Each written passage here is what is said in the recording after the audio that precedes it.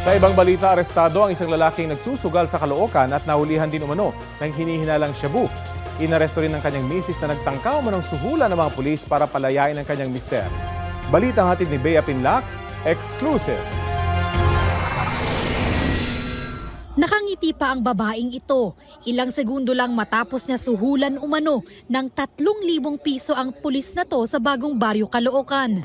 Na-aresto namin kayo sa halang bribery. Pero natanggal din agad ang ngiti niya nang hindi umubra ang kanyang alok at arestuhin siya ng pulisya. Kasama niya ang 2 pang babae na pinakawalan din kalaunan. Tinanong natin tong ating pulis at sinabi niya nga na siya ay sinusuhulan o inopera ng certain amount para sa pag-release ng tao na involved sa drugs. At ang sabi pa ito daw ay turo ng isang kamag-anak niya na nasa government din. Kung meron man pong naaresto sa paglabag sa kung anumang batas, meron po tayong tamang proseso sa pagpiyansa.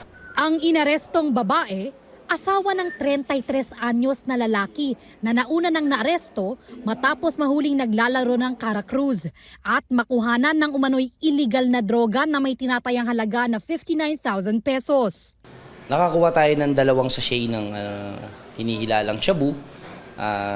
Ito ay nasa 5 grams at yung isa naman ay nasa 1.9 grams.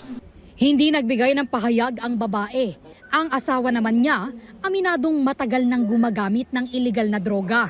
Dinipensahan din niya ang ginawa umanong panunuhol ng kanyang misis. Naano lang ng katawan ko yung napahanap. No? Alam mo na asawa niya? Tinatago ko po. Natataranta po siguro siya. Gusto niya akong ilabas kaya nagawa niya po siguro. Walang inirekomendang piyansa sa mga kinahaharap ng mag-asawa. Bukod sa illegal gambling, reklamong paglabag sa Comprehensive Dangerous Drugs Act ang isinampa laban sa lalaki at corruption of public officials naman sa babae. Bea Pinlac, nagbabalita para sa GMA Integrated News.